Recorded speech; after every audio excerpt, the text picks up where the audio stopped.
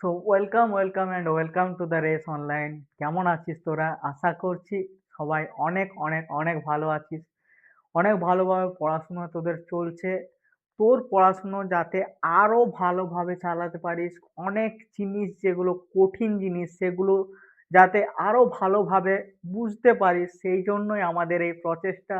আমাদের তোদের জন্য স্পেশালি ভিডিও নিয়ে আসা, এত সুন্দর করে বাগিয়ে গুছিয়ে ছক দিয়ে তার সঙ্গে ছবি দিয়ে এত সুন্দরভাবে তোদের জন্য নোট তৈরি করা এবং সেই নোটগুলো দিয়ে ভিডিও তৈরি করা, যাতে তোদের পড়াশুনোটাতে কোনো বাধা না আসে, তোরা যাতে ফ্রিতে ভালো জিনিস পেতে পারিস, সেই জন্যই আমাদের এই চ্যানেল রেস অনলাইন। তাই রেস অনলাইন নিয়ে এসেছে তোদের জন্য ক্লাস 6 এর আজকের তোদের যে চ্যাপ্টার আমি পড়িয়েছিলাম, যে মৌলিক যৌগিক এবং মিশ্র পদার্থ, সেই চ্যাপ্টারের যে সেকেন্ড পার্ট, সেই সেকেন্ড পার্ট নিয়ে আমরা আজকে চলে এসেছি। দেখতে থাক, বসে দেখতে থাক, মন দিয়ে দেখতে থাক, খুব ভালোভাবে ক্লাসটা কর, সমস্ত জিনিস বোঝার চেষ্টা কর। কোনো জায়গায় যদি কোনো রকমের প্রবলেম হয়, কোনো রকমের ডাউট আসে, কমেন্ট করে জানাবি, কিংবা আমাদের যে টেলিগ্রাম গ্রুপ আছে, যদিও তোরা এখন অনেকটাই ছোট, টেলিগ্রামে তোরা যেতে পারবি না, তোরা কমেন্ট করে জানাবি আমাদেরকে। ভালো যদি লাগে তাও কমেন্ট করে জানাবি, যদি খারাপ কোনো জায়গায় বুঝতে না পারিস সেটাও কমেন্ট করে জানাবি, যে কোন জায়গায় বুঝতে পারলি না। তাহলে আমরা পরের যে ক্লাসগুলো আনবো সেই ক্লাসগুলোতে সেই জায়গাটা তোদের ক্লিয়ার করে দেওয়ার চেষ্টা করব। তাহলে আমাদের আজকের ক্লাস শুরু করি। আমরা আজকের ক্লাসে মূলত কি কি পড়বো? না, আজকের ক্লাসে আমরা মূলত পড়বো, আজকে যে জিনিসগুলো সেগুলো হচ্ছে যে মূলত পড়বো চিহ্ন, সংকেত এবং যোজ্যতা। এটা একটা ব্যাপার আছে, রাসায়নিক প্রতীকের মধ্যে এগুলো পড়ে, যে চিহ্ন কাকে বলে, সংকেত কাকে বলে, বিভিন্ন পদার্থের যোজ্যতা, যোজ্যতা জিনিসটা কি, কি জন্য হয়, কেমন ভাবে হয়, কি কোন জিনিসটাকে আমরা যোজ্যতা বলবো, এই সমস্ত বিষয়ে আমরা আসবো। তাছাড়া বিভিন্ন ধরনের মিশ্রণ, তোরা সবাই জানিস যে মিশ্রণ বিভিন্ন ধরনের হয়। মিশ্রণ কি জিনিস, মিশ্রণ কেমন ভাবে তৈরি হয়, কত ধরনের মিশ্রণ হয়, সেটা কিভাবে আমরা বুঝবো যে কোনটা মিশ্রণ কোনটা মিশ্রণ নয়, এই জিনিসগুলো। আর একটা জিনিস পড়বো যেটা হচ্ছে খুব ইম্পর্ট্যান্ট একটা জিনিস, এটা বাস্তব, আমাদের যে বাস্তব জীবন, এই বাস্তব জীবনেও কিন্তু এই জিনিসটার একটা খুব বড় প্রয়োগ আছে বা খুব বড় রোল আছে। এটা হচ্ছে মিশ্রণের পৃথকীকরণ। বিভিন্ন মিশ্রণকে আমরা বিভিন্ন পদ্ধতিতে পৃথক করব বা আলাদা আলাদা করব। তো আমি গ্যারান্টি দিচ্ছি, এখানে এই ক্লাসের মধ্যে আমি প্রায় 6টার মতন পদ্ধতি তোদেরকে বলেছি। আমি কিছুগুলো পদ্ধতি তোকে এক্সট্রা বলে দেব, কিছুগুলো পদ্ধতি তোর বইয়ে আছে। তোর বইয়ে যে পদ্ধতিগুলো আছে তার থেকেও আমি কিছুগুলো পদ্ধতি তোকে এক্সট্রা জানিয়ে দেবো।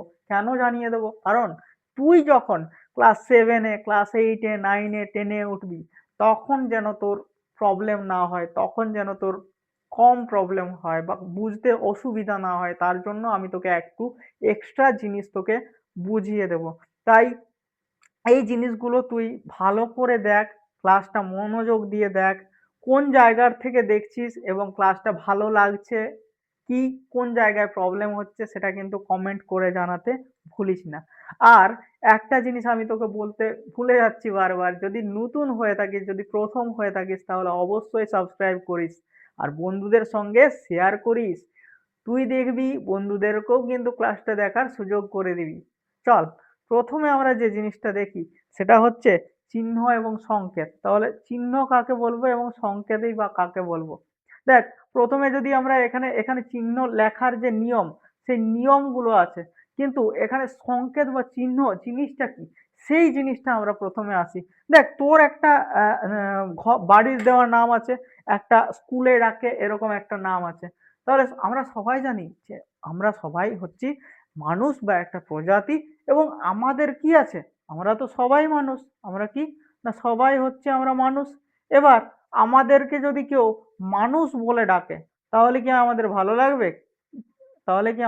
লাগবে? যে সবাই যদি আমাদেরকে ডাকলো, এই মানুষ তুই এদিকে আয়, এই মানুষ তুই এদিকে আয়, তাহলে তো ঠিক লাগবে না, হ্যাঁ কি না?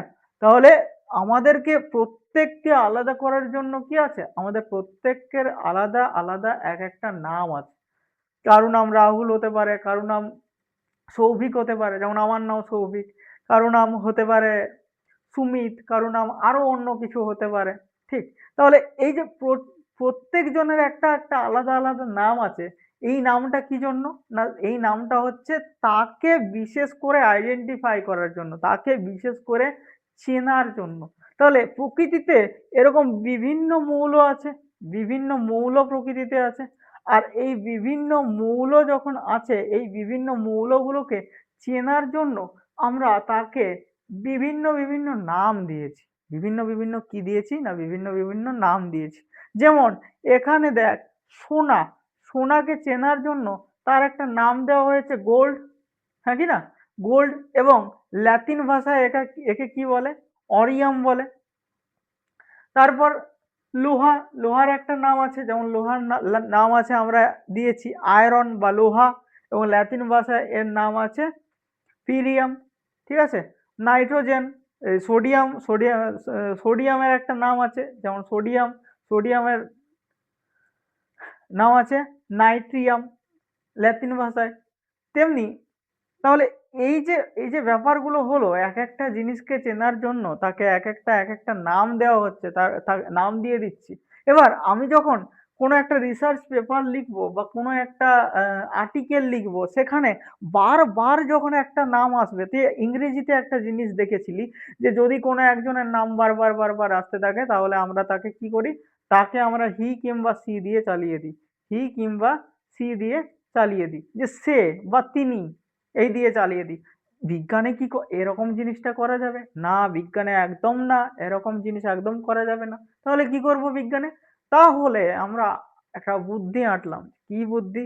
যে ওকে পুরোটা লিখতে পারবো না তো কি হলো, ওর নামের যে প্রথম অক্ষরটা আছে, সে প্রথম অক্ষরটা তো লিখতে পারি। যেমন আমি যদি একটা মৌল লিখি হাইড্রোজেন, আমি যদি একটা মৌল লিখি হাইড্রোজেন, হাইড্রোজেন, এই হাইড্রোজেন মৌলটায় তুই দেখ এর প্রথম অক্ষর কি আছে? না এর প্রথম অক্ষর আছে এইচ, এর প্রথম অক্ষর আছে এইচ। তাহলে হাইড্রোজেনটাকে তো আমি এইচ বলে দাগিয়ে দিতে পারি, হ্যাঁ কি না? তাহলে যেখানেই আমি এরপর লিখবো এই হাইড্রোজেনটাকে, সেটাকে আমি কি লিখবো? না সেটাকে আমি এই এইচ দিয়ে চিহ্নিত করব। অর্থাৎ যখনই আমি এইচ লিখবো, তখনই আমি বুঝে যাব যে এটা কি লেখা আছে। না এটা লেখা আছে হাইড্রোজেন। অর্থাৎ এইচ এর যে মানে, এর মানে হয়ে গেল কি? না এর মানে হয়ে গেল হাইড্রোজেন। তাহলে এই ব্যাপারটা আমরা বুঝলাম। এই যে এই একটা জিনিস লিখলাম, এই একটা জিনিসের মানে আমি করে নিলাম তাকে, অর্থাৎ এইচ এর মানে, এইচ এর অর্থ আমি হাইড্রোজেনকে করে নিলাম।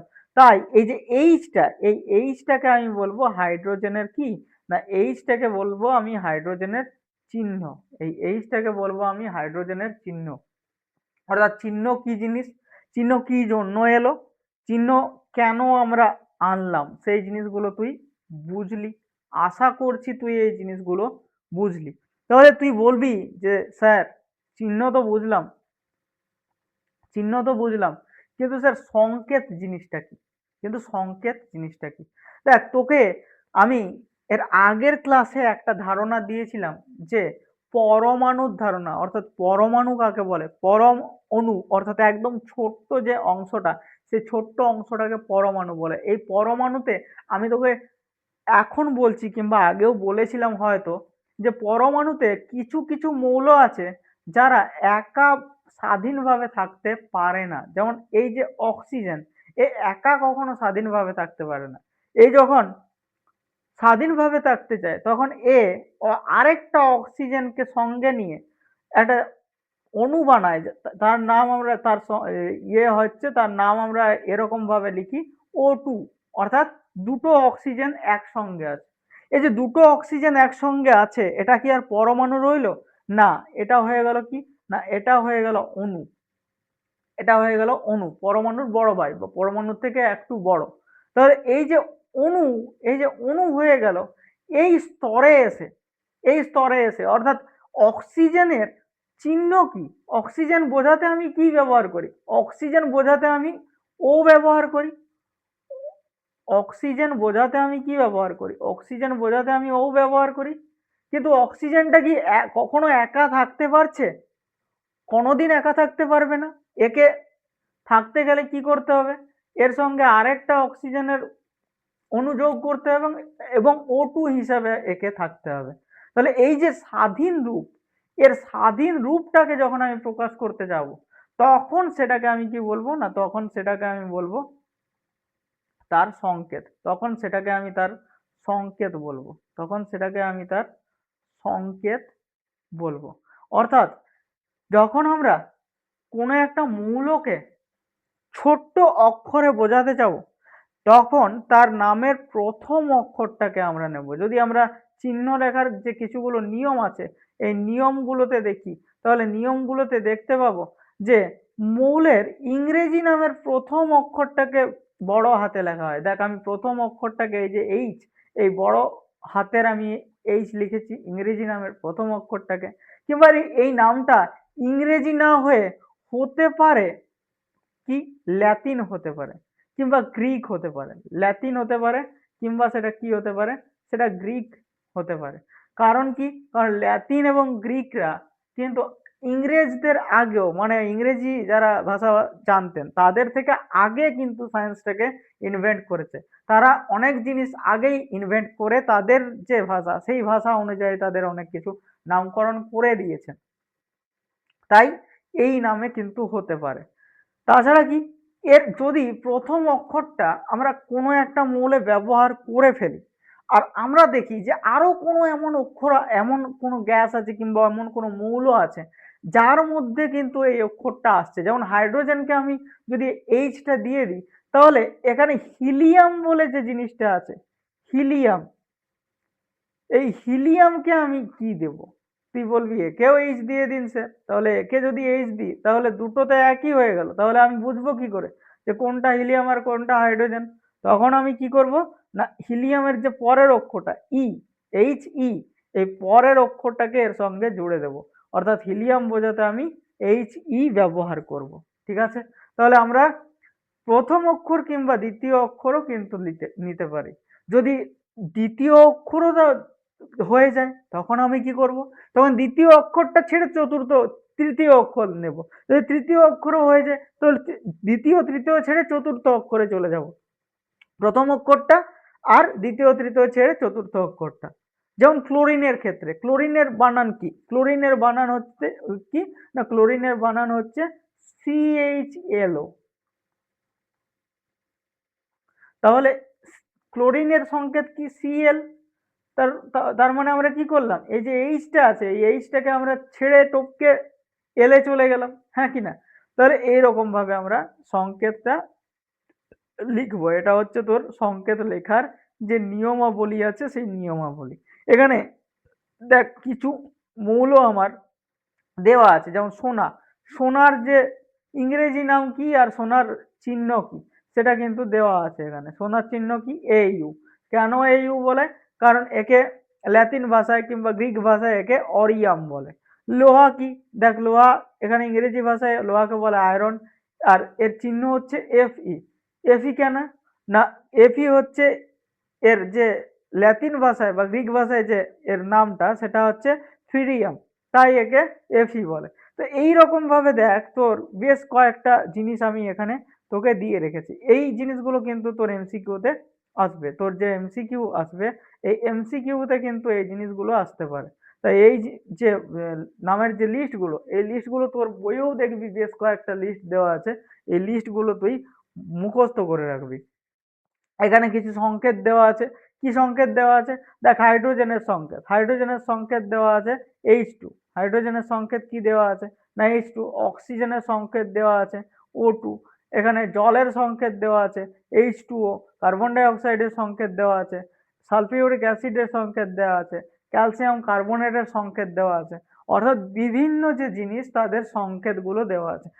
এই যে পড়াটা, এই যে সংকেতগুলো দিয়েছে, এটার মাধ্যমে এখানে তোদেরকে যেটা বোঝাতে চাওয়া হয়েছে যে সংকেত বলতে কি, তার যে স্বাধীন রূপটা, এই স্বাধীন রূপটা প্রকাশ করতে যে জিনিসটা আমরা প্রকাশ করি, স্বাধীন রূপ, এই স্বাধীন রূপটা আমরা প্রকাশ করার জন্য যেটা ব্যবহার করি সেটাই হচ্ছে তার সংকেত।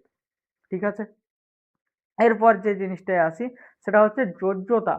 যোজ্যতা, এই যোজ্যতা ব্যাপারটায় অনেকের মনে অনেক দ্বিধাদ্বন্দ্ব থাকে, অনেকের মনে অনেক খটোমটো থাকে।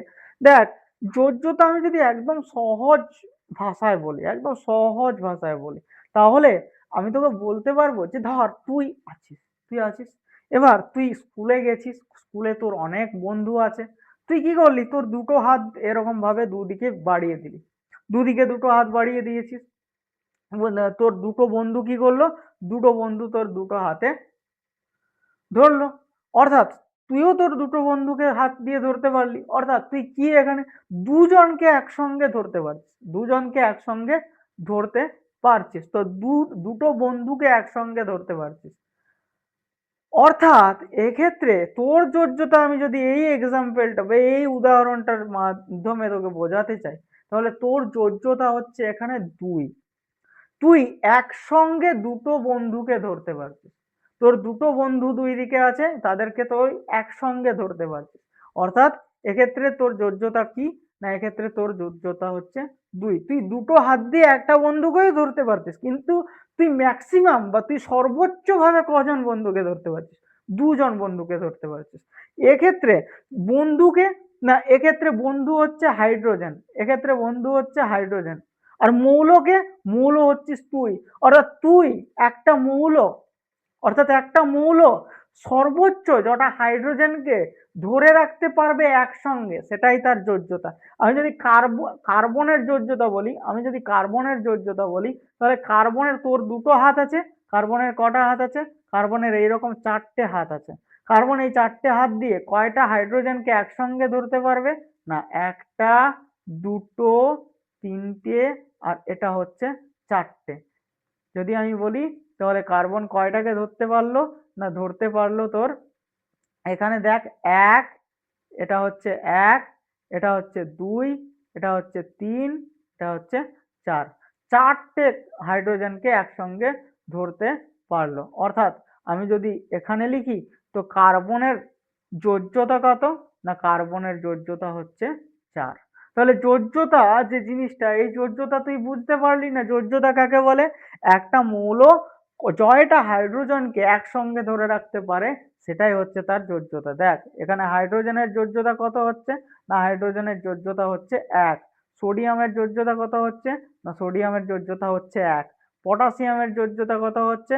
পটাশিয়ামের যোজ্যতা হচ্ছে এক। ক্লোরিনের যোজ্যতা কত হচ্ছে? ক্লোরিনের যোজ্যতাও হচ্ছে এক। নাইট্রোজেনের যোজ্যতা হচ্ছে তিন। অর্থাৎ কি? অর্থাৎ এরা ততগুলো হাইড্রোজেন মৌলকে একসঙ্গে, হাইড্রোজেন পরমাণুকে একসঙ্গে ধরে রাখতে পারছে। এটাই কোনো প্রবলেম আছে?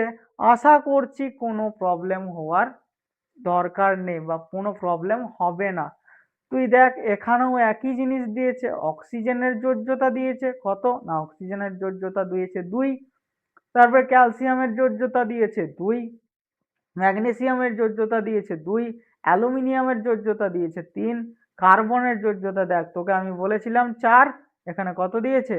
চার। কার্বনের যোজ্যতা দিয়েছে চার। তাহলে এই হলো যোজ্যতা। একবার বলে রাখি, যদি ক্লাসটা ভালো লেগে থাকে তাহলে অবশ্যই সাবস্ক্রাইব করে রাখ চ্যানেলটা, কারণ এরকম ক্লাস তোদেরকে আরো আমি দিতে থাকবো। পরীক্ষার আগে বিভিন্ন কোশ্চেন অ্যান্সার সিরিজ এই সমস্ত কিছু আসতে থাকবে। তাই এটা তোর পক্ষে, তোর পড়াশোনার পক্ষে এই চ্যানেলটা অনেক বেশি কার্যকরী হতে চলেছে। তাই সাবস্ক্রাইব করে রাখ, আর অবশ্যই লাইকটা দিয়ে দে, আর বন্ধুদের শেয়ার করে দে। বন্ধুদের শেয়ার কিন্তু চাই। চল পরের যে টপিক, সেই পরের টপিকে আসি। পরের টপিকটা কি? না, পরের টপিকটা হচ্ছে মিক্সচার। পরের টপিকটা কি? না, পরের টপিকটা হচ্ছে মিক্সচার। মিক্সচার কি জিনিস? দেখ মিক্সচার এখানে আমি একটা সুন্দর তোকে এইদিকে একটা আমি সুন্দর ছবি দিয়ে রেখেছি। এটা দেখে আশা করছি সবার মনে একটা লোভ এসেছে, সবার মুখে জিভ দিয়ে জল গড়াচ্ছে আমার মনে হয়। কারণ এখানে কিসের ছবি দেওয়া আছে? না, এখানে সুন্দর একটা চানাচুরের ছবি দেওয়া আছে। চানাচুরের এক বাটি চানাচুর।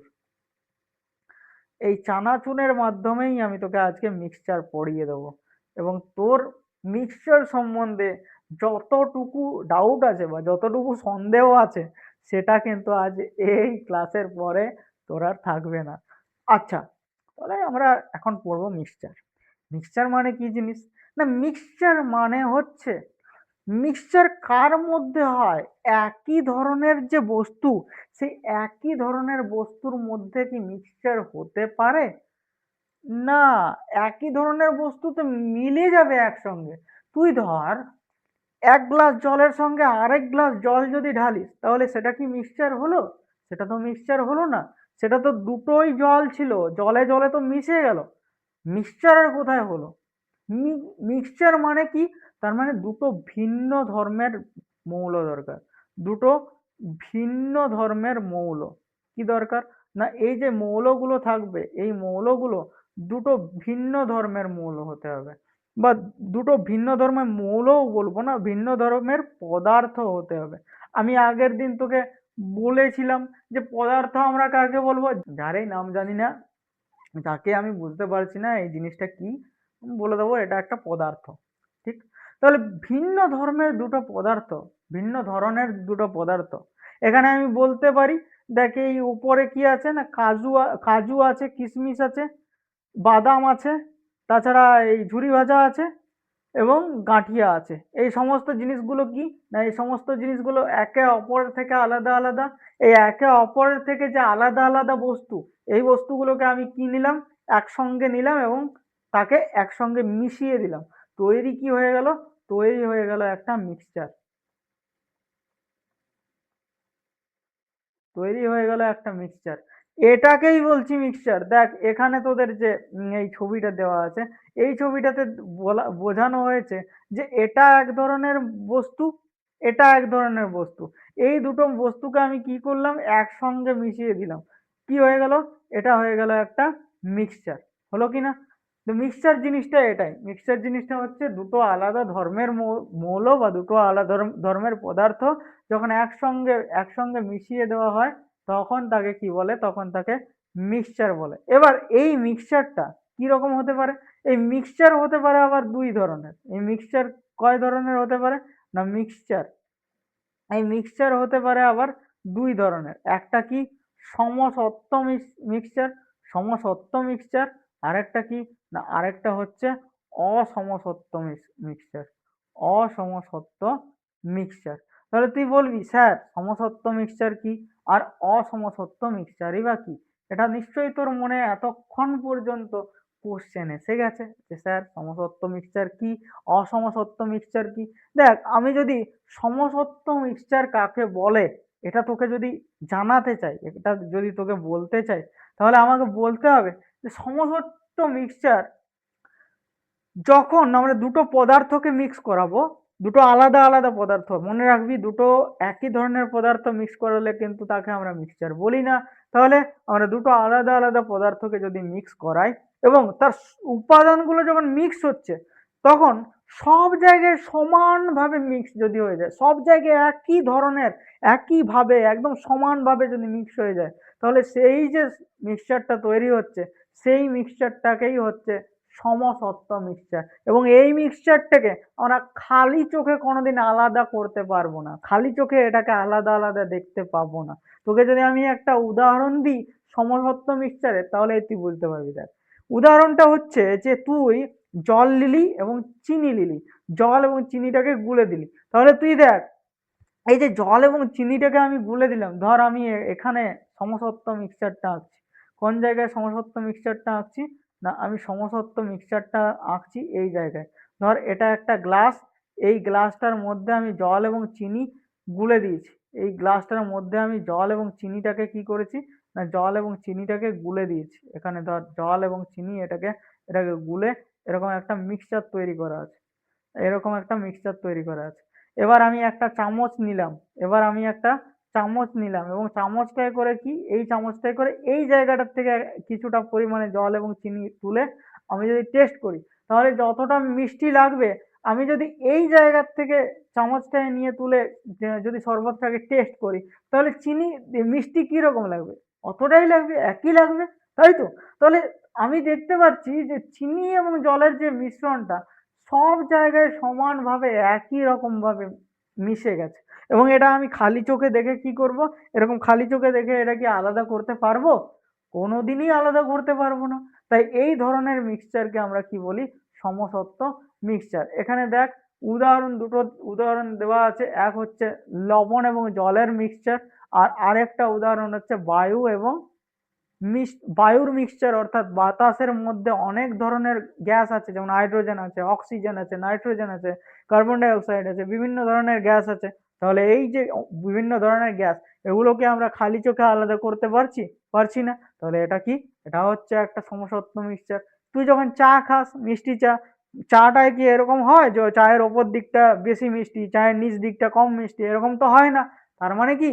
তার মানে হচ্ছে চিনির কণাগুলো চায়ের সম্পূর্ণ অংশে সমানভাবে মিশে আছে, হ্যাঁ কি না? তাহলে এই যে মিক্সচারটা, এই মিক্সচারটাকে আমরা কি বলবো? এটাকে আমরা বলবো সমসত্ব মিক্সচার। এরপর আয় অসমসত্ব মিক্সচার। অসমসত্ব মিক্সচার কি? যে ভিন্ন ভিন্ন অংশের উপাদান ভিন্ন ভিন্ন ভাবে আলাদা করা যায় এবং খালি চোখেও এদের কিন্তু আলাদা করা যায়। এই ধরনের মিক্সচারকে অসমসত্ব মিক্সচার বলে। দেখ, তোকে এখানে আমি যে মিক্সচারটা প্রথমে দেখিয়েছিলাম, চানাচুর, এই চানাচুরটা তুই দেখে কিন্তু আলাদা করে দিবি যে এটায় কোন জায়গায় বাদাম বেশি আছে, কোন জায়গায় ঝুরি ভাজা বেশি আছে, কোন জায়গায় তোর গাঁঠিয়া বেশি আছে। এই জিনিসগুলো কিন্তু তুই খালি চোখে দেখেই আলাদা করে দিতে পারছিস, এবং একে আমি খুব সহজেই কিন্তু আলাদা করে দিতে পারি। তাহলে এই ধরনের যে মিক্সচার, এই ধরনের মিক্সচারটাকে আমি কি বলবো? এই ধরনের মিক্সচারটাকে আমি বলবো অসমসত্ব মিক্সচার। অসমসত্ব মিক্সচার। তাহলে এক আমি পড়লাম সমসত্ব মিক্সচার, এক আমি পড়লাম অসমসত্ব মিক্সচার। পড়লাম। তাহলে আমার কাছে ক্লিয়ার হয়ে গেছে যে সমসত্ব মিক্সচার কাকে বলে, অসমসত্ব মিক্সচার কাকে বলে। আশা করছি ক্লিয়ার হয়ে যাওয়ার কথা। এরপর যদি আমরা আসি যে এই তো আমরা মিক্সচার বানালাম, আমরা মিক্সচার বানিয়ে দিয়ে পুরো অসমসত্ব সমসত্ব এই সমস্ত জিনিসগুলো করে দিলাম। তাহলে এরপর আমাকে যেটা করতে হবে, যে এই মিক্সচার গুলোকে যদি আমরা আলাদা করতে চাই, এই মিক্সচার গুলোকে যদি আমরা আলাদা করতে চাই, তাহলে আমরা কি করব? তাহলে দেখ, তুই একটা জিনিস দেখ, যে তাহলে আমাদেরকে বিভিন্ন পদ্ধতি অবলম্বন করতে হবে, বিভিন্ন পদ্ধতি আমাদেরকে নিতে হবে মিক্সচার গুলো আলাদা করার জন্য। কি কি পদ্ধতি নিতে হবে? প্রথম যে পদ্ধতিটা তোর এখানে আছে, সেই পদ্ধতিটা হচ্ছে ছাঁকন বা ফিল্ট্রেশন। ফিল্ট্রেশন অর্থাৎ ছাঁকনির সাহায্যে আলাদা করে নেওয়া। তারপরে কি আছে? ইভাপোরেশন, বা এটাকে আমরা ইভাপোরেশন, হ্যাঁ ইভাপোরেশন বা বাষ্পীভবন আমরা বলতে পারি। তারপরে ডিস্টিলেশন বা পাতন বলতে পারি। চুম্বকের দ্বারা পৃথকীকরণ বলতে পারি। ঊর্ধ্বপাতন বা সাবলিমেশন বলতে পারি। এবং বিভিন্ন সংরক্ষণ বা ক্রিস্টালাইজেশন আমরা বলতে পারি, যেটাকে আমরা কেলাসন বলি। এটাকে আমরা কি বলতে পারি? এটাকে আমরা বলতে পারি কেলাসন। কেলাসন। এই তিনটে পদ্ধতি কিন্তু তোর বইয়ের মধ্যে আছে। তোর বইয়ে কি কি আছে না, এই পদ্ধতিটা তুই পাবি, ঠিক আছে? আর কি পাবি? তুই এই পদ্ধতিটা পাবি, এই পদ্ধতিটা তুই পাবি, আর তুই এই পদ্ধতিটা পাবি। এই তিনটে পদ্ধতি তুই কিন্তু পাবি বইয়ের মধ্যে। আর বাকি যে তিনটে পদ্ধতি, এগুলো আমি তোকে এক্সট্রা বলে দিচ্ছি। তাহলে প্রথম যদি আমরা আসি, ছাঁকনির সাহায্যে পৃথকীকরণ। তো তুই তো এরকম করতে পারিস না যে আমার কাছে একটা ছাঁকনি আছে, এই ছাঁকনিটা দিয়ে এরকম ভাবে জল ঢেলে ছেঁকে দিলাম, এরকম তো তুই করতে পারিস না। তাহলে এটারও একটা নির্দিষ্ট পদ্ধতি আছে। পদ্ধতিটা কি? না, এই পদ্ধতিটা হচ্ছে একটা কাগজ পাওয়া যায়, যে কাগজটাকে বলে ফিল্টার পেপার। এই ফিল্টার পেপারটাকে নিয়ে আমরা কি করি, না ধর এমন একটা মিশ্রণ আছে, যে মিশ্রণের দুটো কণা আলাদা আলাদা করা যাবে না, মানে সহজে করা যাবে না, কিন্তু এইরকম ছেঁকে করা যাবে। কি রকম ভাবে? দেখ, তাহলে আমরা কাগজটাকে যেটা নিলাম, সেই কাগজটাকে এরকম চোঙ টাইপের করে নেব। চোঙ টাইপের এরকম করে নেব, দেখা যাচ্ছে আশা করছি। এই চোঙ টাইপের করে তারপর এটাকে একটা চুঙি আমরা দেখেছি, সেই চুঙির মধ্যে এরকম ভাবে বসিয়ে দেবো। চোঙ টাইপের করে এরকম ভাবে চুঙির মধ্যে বসিয়ে দেবো। ওই চুঙির মধ্যে বসিয়ে যখন এটাকে চোঙ টাইপের করে নিয়েছি, এরপর যদি আমরা এর মধ্যে এরপর যদি আমরা এর মধ্যে, আসলে কাগজটা মূলত এরকম ভাবে করতে হবে, এরকম ভাবে করব, এবং এটাকে যে চুঙ্গির মধ্যে বসিয়ে এর মধ্যে আমরা সেই কাদা জল কিংবা যে জলটা তুই ছাঁকনির সাহায্যে আলাদা করবি, সেই আমরা কাদা জলের যদি উদাহরণ নিই, তাহলে সেই কাদা জলটাকে এটার মধ্যে ঢেলে দেবো। তাহলে তুই দেখ এটার মধ্যে যদি কাদা জলটাকে ঢালি, তাহলে এটার মধ্যে কি আছে, আমি যদি এখানে ছবিটা আঁকি, আমি এখানে দেখ ছবিটা আমি এখানে আঁকছি, তাহলে এটা চুঙ্গি, এটা তুই একটা পাত্র নিয়েছিস, যে পাত্রের মধ্যে তুই জিনিসটাকে আলাদা করবি, আর এই জায়গায় তুই চুঙ্গিটাকে বসিয়েছিস, এখানে কাগজটাকে তুই দিয়ে দিয়েছিস, আর এখানে তুই কি করছিস, না এখানে তুই কাদা জলটাকে ঢালছিস, এখানে তুই কাদা জলটাকে দিয়ে দিচ্ছিস। তাহলে এর মধ্যে কি আছে, এই কাগজটাকে যদি আমি এরকম করে দেখি, তাহলে কাগজটার মধ্যে এরকম ছিদ্র আছে, আর যে ছিদ্রগুলোর মধ্যে, এটার মধ্যে অসংখ্য ছিদ্র আছে, এবং সেই ছিদ্রগুলোর মধ্যে আর পার হয়ে যাবে জলটা, আর আর পার হতে পারবে না কে, কাদার টুকরোগুলো।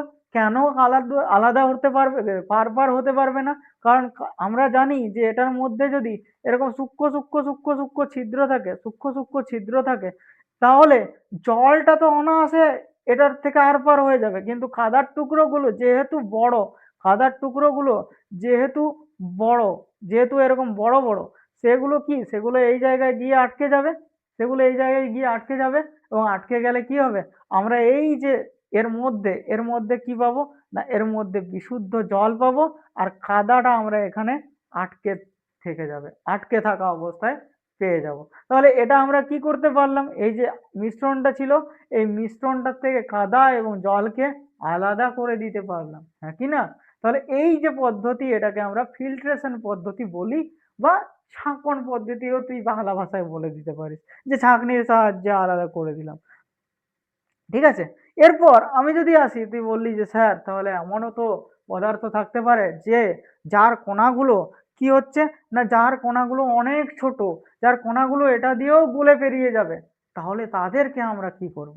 তখন আমি বললাম ঠিক আছে, চল সেটাও করা যাবে। সেটা সেই ধরনের যে ব্যাপার, সেই ধরনের ব্যাপারটা কি, না সেই ধরনের ব্যাপার, সেই ধরনের মিশ্রণ কি, না যদি আমরা নিই চিনি এবং জলের মিশ্রণ, চিনি এবং জলের মিশ্রণ, তাহলে তুই দেখতে পাবি চিনির কণাগুলো জলের কণার সঙ্গে একদম ওতপ্রোতভাবে মিশে যায়, বা চিনির কণাগুলো অনেকটা পরিমাণে ছোট হয়ে যায়। তাহলে এই মিশ্রণটাকে আমরা আলাদা কিভাবে করব, না আলাদা করব এইভাবে, যে আমরা একটা জিনিস জানি, যে চিনির যদি আমি চিনিকে তাপ দিই, তাহলে এ অনেক বেশি তাপমাত্রায় বাষ্পে পরিণত হয়, কিন্তু জলকে যদি আমরা তাপ দিই, তাহলে জল কিন্তু 100 ডিগ্রি তাপমাত্রাতেই বাষ্পে পরিণত হয়ে যায়, 100 ডিগ্রি সেন্টিগ্রেড তাপমাত্রায় বাষ্পে পরিণত হয়ে যায়। তাহলে আমরা বুঝতে পারবো যে জলকে যদি আমরা আমরা এখানে যদি 100 ডিগ্রি তাপমাত্রা দিয়ে দিই, এখানে যদি আমরা 100 ডিগ্রি তাপমাত্রা দিয়ে দিই, 100 ডিগ্রি সেন্টিগ্রেড, তাহলে এই যে মিক্সচারটা আছে, এই মিক্সচারটার মধ্যে যে চিনিটা আছে, সেটা তো 100 ডিগ্রিতে বাষ্পীভূত হবে না, তাহলে সেটা পড়ে থেকে যাবে, কিন্তু জল 100 ডিগ্রিতে বাষ্পীভূত হয়ে যাবে, তাহলে জলটা উড়ে চলে যাবে। তাহলে এই পদ্ধতিতে আমরা জল এবং চিনির মিক্সচার থেকে জলটাকে উবে যেতে বাধ্য করলাম, বা বাষ্পীভূত করে দিতে পারলাম। অর্থাৎ এই পদ্ধতিতে আমরা এই মিক্সচারটা থেকে চিনিটাকে এবং জলটাকে সেপারেট করে দিতে পারলাম, তাকে আলাদা করে দিতে পারলাম। তাহলে এই হচ্ছে তোর অন্য একটা পদ্ধতি, বাষ্পীভবন। এটা হলো হলো এটা হলো একদম হলো। এরপর তুই বলবি যে, স্যার আমার কাছে এমন একটা মিশ্রণ আছে, যে মিশ্রণটায় দুটোই হচ্ছে তরল পদার্থ, দুটোই হচ্ছে তরল পদার্থ, এবং সেই দুটোই তরল পদার্থ হলো, এবং আমি চাই যে যেটা আমি উবে যাচ্ছে সেই জলটাকে ধরে রাখতে, তখন আমি কি করব, তখন ওই যে উবে যাওয়া এই জিনিসটা যেমন গরম করছি সেরকম গরমই করলাম, দেখ এখানে তোর বুনসেন বার্নার দিয়ে তোর গরম করছে, তাহলে যেরকম গরম করছি সেরকম গরমই করলাম, কিন্তু ওপরে আমি একটা চোঙ লাগিয়ে দিলাম, ওপরে একটা পাইপ লাগিয়ে দিলাম, যে পাইপটাকে কি করলাম, যে পাইপটার মধ্যে একটা ঠান্ডা করার যন্ত্র লাগিয়ে দিলাম, দেখ এখানে কি আছে, না এখানে ঠান্ডা হচ্ছে, এখানে কি হচ্ছে, না এখানে ঠান্ডা হচ্ছে, এখানে জলটা বাষ্পীভূত হয়ে উড়ে যাচ্ছে, এবং উড়ে গিয়ে কি হচ্ছে, ওটা তো খোলা নেই, তাহলে উড়ে গিয়ে এই চোঙটার মধ্যে প্রবেশ করছে, এটা কি করছে এই জায়গায় ঠান্ডা হয়ে যাচ্ছে, ঠান্ডা হয়ে গেলে জলটা আর বাষ্প আকারে থাকবে, জল হয়ে যাবে। তাহলে জল হয়ে গেলে কি হবে, সেটা গড়িয়ে পড়বে, দেখ এখানে গড়িয়ে পড়ছে, এবং সেই জলটাকে আমি একটা পাত্রে আলাদা করে নিচ্ছি। তাহলে দেখ এখানে একটা পদার্থ আমি পেয়ে গেলাম, আর এখানে জলটা যেটাকে উড়িয়ে দিয়েছিলাম সেটাকে পেয়ে গেলাম।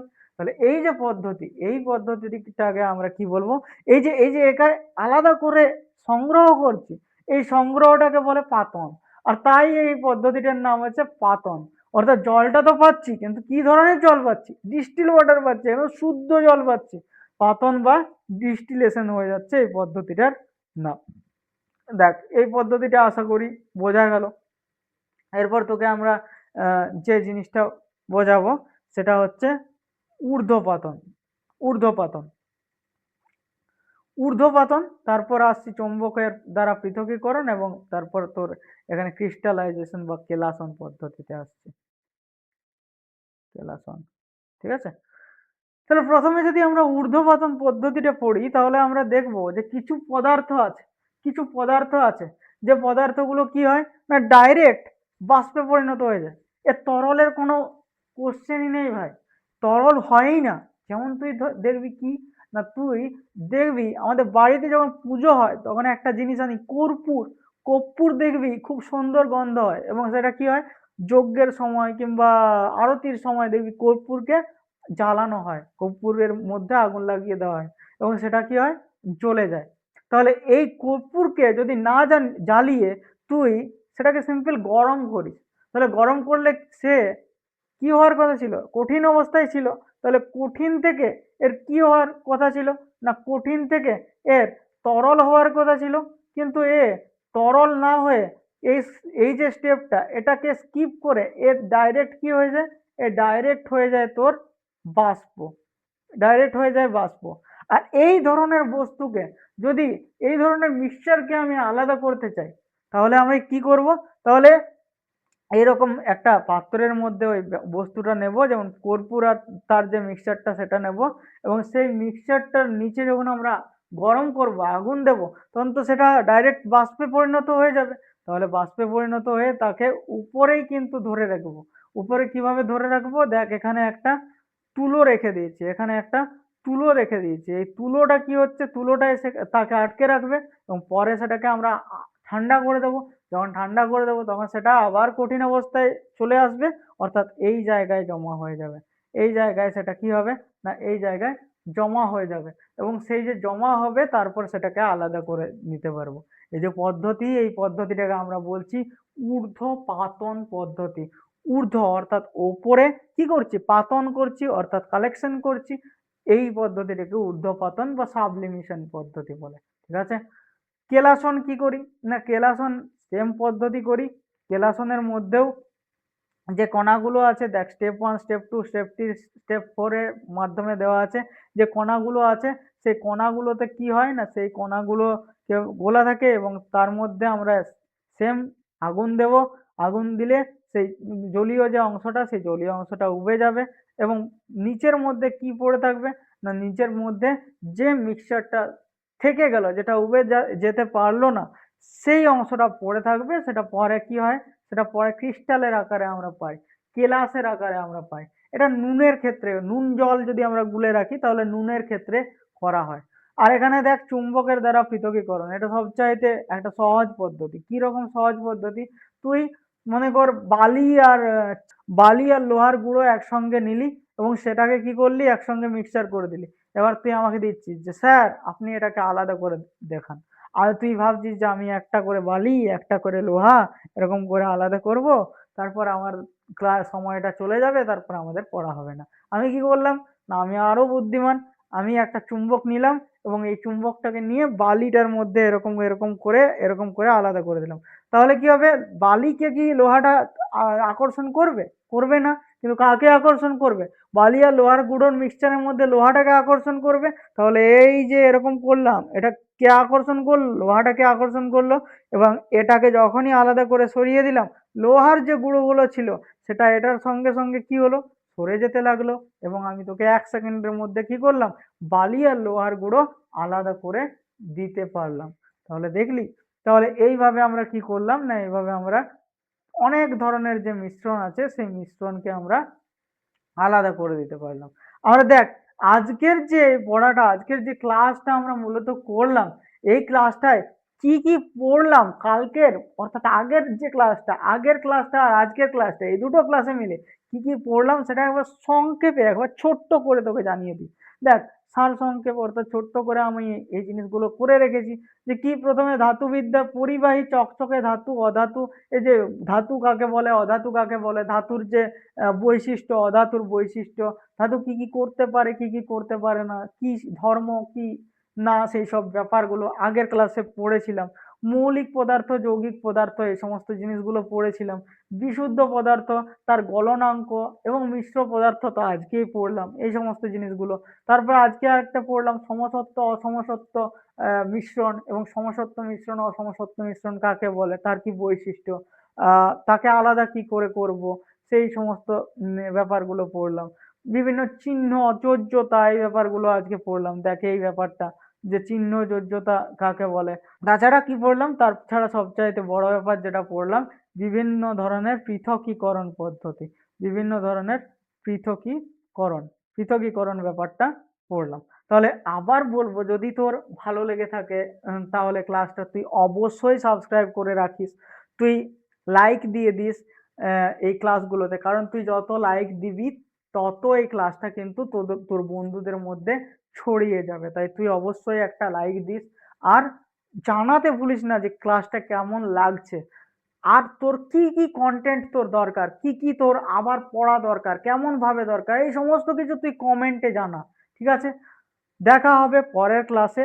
আজকের ক্লাসটা যদি ভালো লেগে থাকে তাহলে অবশ্যই কমেন্ট করে জানাবি।